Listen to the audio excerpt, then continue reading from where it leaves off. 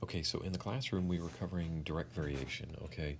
We were looking at how y varies directly with x, and our formula, or what we're looking at, is going to be y equals kx, and k is going to be equal to our, it's our constant of variation, okay? And that is what it's going to, what it's vary to. Variation, right? So let's see. We can have, let's see here. So if we look at, we have y equals kx.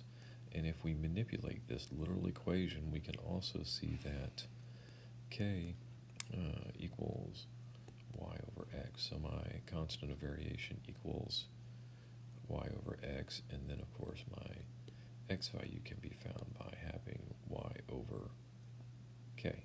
So as we utilize these, we want to be able to look at a table, and we want to be able to identify if we have direct variation or not. So if I have the following information, I can identify direct variation or not. So looking at this, if I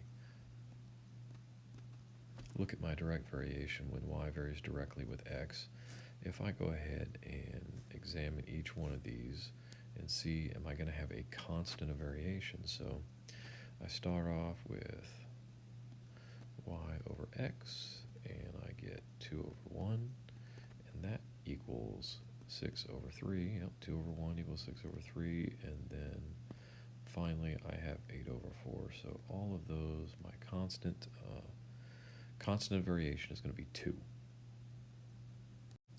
Now if we take this other table data, and we have 1, 2, 3 as my x inputs, we have 4, 8, and 11 as my y outputs, and we look for does y vary directly with x? Well, we have 4 over 1, which happens to equal my next 8 over 2, but what do we have here? We have 11 over 3, and that does not equal, so this does not vary directly with x, this table right here. All right, so as we identify direct variation from equations, remember we had y equals kx. We also had k equals y over x, and then we had x equals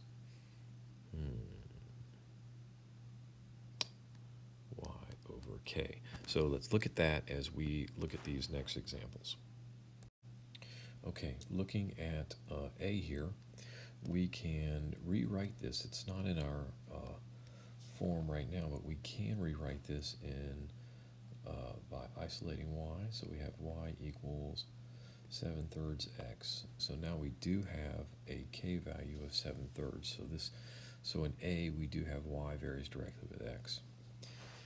If you come over here and you look at B, we have 7y equals 14x plus 7. Well, I mean, I can go ahead and isolate y, and I have y equals, divide everything by 7 so you can see it, and I have 2x plus 1. In this case, we have this function includes a non-zero constant.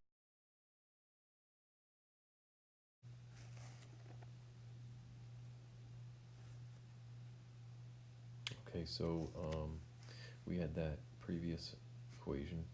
We had a non-zero constant, so that does not vary directly. Whereas if we look at C now, we can go ahead and manipulate this equation to get it into a something more recognizable of y equals kx. So as we isolate our y value, we do have y varies directly with x by a constant variation of -5/3.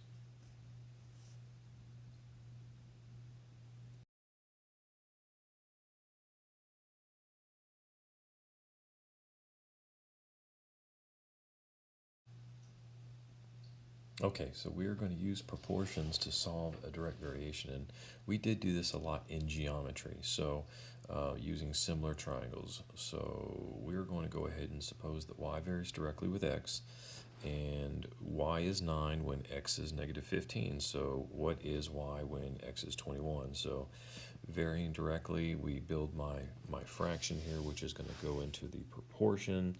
And so let's see what we have here. So we have y is 9 over x is negative 15. So again, y varied directly with x. When y was 9, x was negative 15. And then it says, what is y when x is 21? Hey, well, y, what is y? It's our unknown, so we substitute in y, and then x is 21. Now we can use our cross product property to solve this proportion. So we have y times negative 15 equals 9 times 21.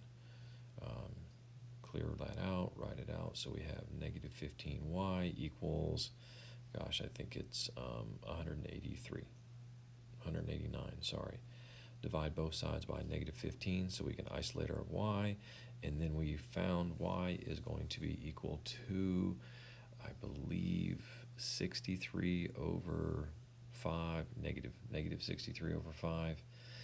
And that is going to be what your y equals when x is 21.